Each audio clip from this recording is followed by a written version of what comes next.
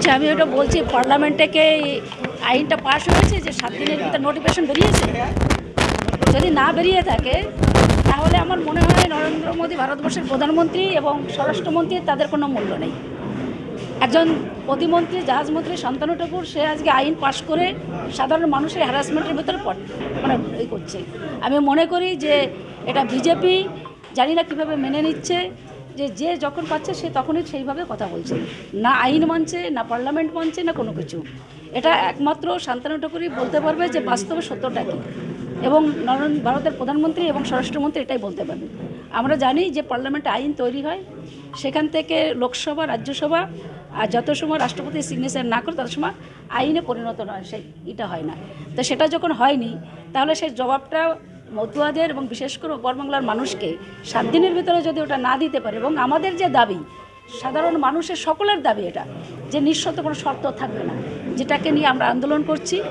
এবং যদি সেটা কোনো শর্ত থাকে, এবং শান্তনু ঠাকুর কেন বলছে না যে ওই যে ইটা দেবে, নাগরিকত্ব দেবে, কি কি ডকুমেন্টস লাগবে, আপনারা তাকে জিজ্ঞাসা করুন যে এইটা যে পার্লামেন্টটা পাস হয়েছে কি না, আপনি সেটা বলুন।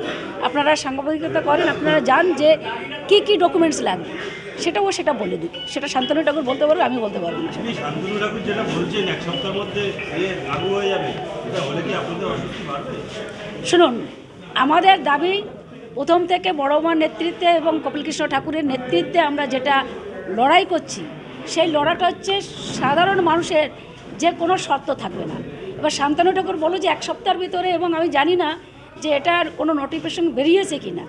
যে শান্তনু ঠাকুর বলছে পার্লামেন্টে এটা কি পাস হয়েছে, আমরা জানি না। আপনারা সাংবাদিকতা করেন, আপনারা সব থেকে ভালো বলতে পারবেন যে ওটা লোকসভায় পাস হয়, রাজ্যসভায় পাস হয়, রাষ্ট্রপতি সিগনেচার করে, তবেই সেটা আইনে পরিণত হয়। কিন্তু সে 7 দিনের ভিতরে দেবে, সেটা শান্তনু ঠাকুর বলতে পারবে। জানি না কোন ওর আইন কি প্রধানমন্ত্রীর থেকে সে বড়, হয়তো তাহলে তাকে হয়তো সে দায়িত্ব প্রধানমন্ত্রী দিয়েছে, স্বরাষ্ট্রমন্ত্রী দিয়েছে। এবং আমাদের দাবি যেটা আছে যে নিঃশর্ত কোনো শর্ত থাকবে না।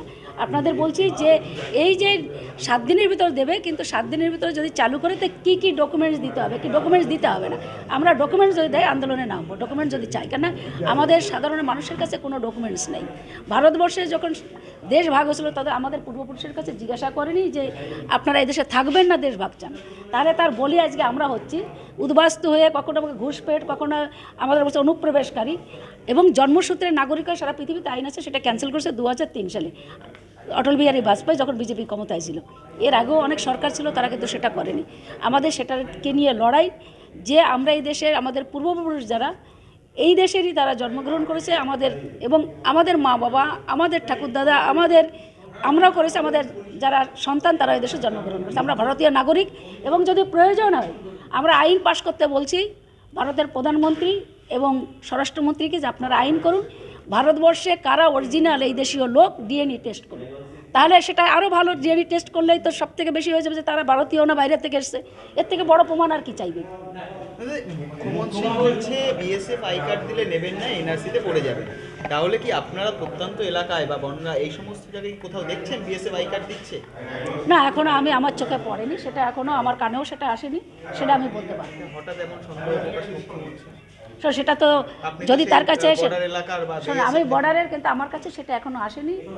এবং দিদি হয়তো সেটা, উনি সুপ্রিম, ওনার কাছে হয়তো সেটা এসছে, উনি সেটা বলতে পারেন, সেটা আমি বলতে পারি।